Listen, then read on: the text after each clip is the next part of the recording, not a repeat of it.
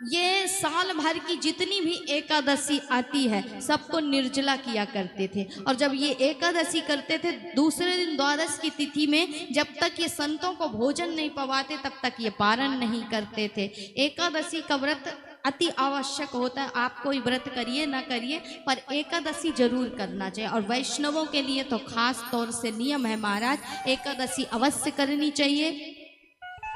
समस्त व्रतों का राजा माना गया है एकादशी। जिसने एकादशी कर लिया उसे संसार में भटकना नहीं पड़ता है, उसे माना जाता है कि गोलोक की प्राप्ति होती है, भगवान के लोक की प्राप्ति होती है। एकादशी का अर्थ ही होता है 5 ज्ञानेंद्रियां हैं इस शरीर में, 5 कर्मेंद्रियां इस शरीर में, और एक है हमारे हरि, एक है हमारे ईश्वर। तो जिस दिन हम समस्त इंद्रियों से भगवान का भजन करें, समस्त इंद्रियों को उनके रस में डुबो दें, वही दिन एकादशी का दिन होता है। एकादशी आजकल 2 पड़ रही है, सब लोग बड़े भ्रम में रहते हैं, तो उसका भी अर्थ आपको समझा देते हैं। एक एकादशी होती है स्मार्तों की, एक होती है वैष्णवों की। स्मार्त अर्थात पंचदेव उपासक गृहस्थ।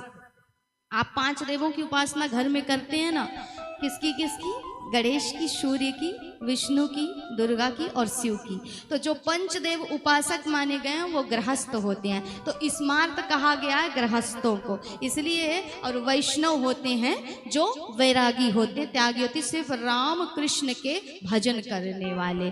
तो इस प्रकार माना जाता है कि जो पहली एकादशी होती है वो स्मार्तों की एकादशी होती है, अर्थात गृहस्थ की एकादशी 10 इंद्रियों की ओर झुकी हुई होती है। 10वीं लगी जो एकादशी है वो स्मार्तों की, गृहस्थों की एकादशी है। 10 इंद्रियों के प्रति गृहस्थ मनुष्य जो है वो झुका हुआ होता है, इसलिए ये 10वीं युक्त एकादशी करता है। लेकिन जो वैष्णव होते हैं, वैरागी होते हैं, संत होते हैं, वो द्वादशी युक्त एकादशी करते हैं। एकादशी से पहले जो तिथि आती है 10वीं, 10वीं क्या है?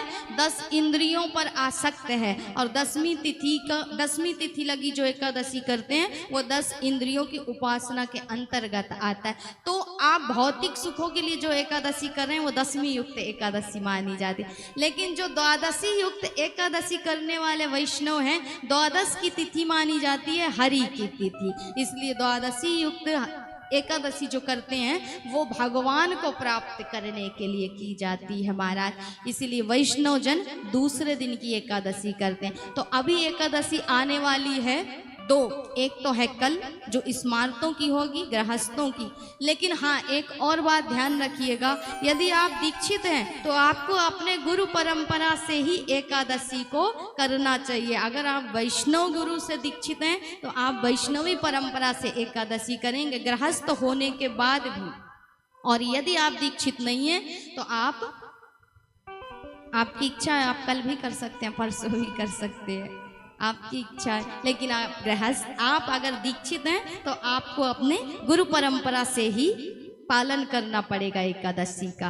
तो माना जाता है कि अभी 14 सितंबर को आएगा परिवर्तनी एकादशी। इसका नाम परिवर्तनी एकादशी इसलिए पड़ा क्योंकि इस दिन भगवान चतुर्मास 4 महीने भगवान शयन करते हैं। तो जो अभी परिवर्तनी एकादशी आएगी, भादों के शुक्ल पक्ष की एकादशी होती है, तो इस दिन भगवान करवट बदलते हैं, इसलिए इसका नाम जल झूलनी और पद्मा एकादशी भी कहा जाता है। इस दिन भगवान अपनी करवट बदलते हैं, इसीलिए इस एकादशी का बहुत महत्व है। कहा जाता है कि इस एकादशी को करने से आपके जीवन की समस्त समस्याएं शांत होती हैं, हरि के चरणों का आश्रय मिलता है और किए गए पापों से, जन्म जन्म के पापों से आपको मुक्ति मिलती है। तो परिवर्तनी एकादशी की तिथि का आरंभ 13 सितंबर शुक्रवार को रात 10:30 से होगा और 14 सितंबर शनिवार को रात 8:41 पर समाप्त होगी। इसलिए उदया तिथि की मान्यता के अनुसार परिवर्तनी एकादशी का व्रत 14 सितंबर को रखा जाएगा, जबकि इसका जो पारण होगा वो 15 सितंबर को सुबह 6:06 से सुबह 8:34 तक माना गया, अर्थात पारण जो करेंगे वो सूर्योदय के उपरांत करना है। तो ये इसकी भी कथा आती है। माना जाता है कि परिवर्तिनी एकादशी का महत्व क्या है।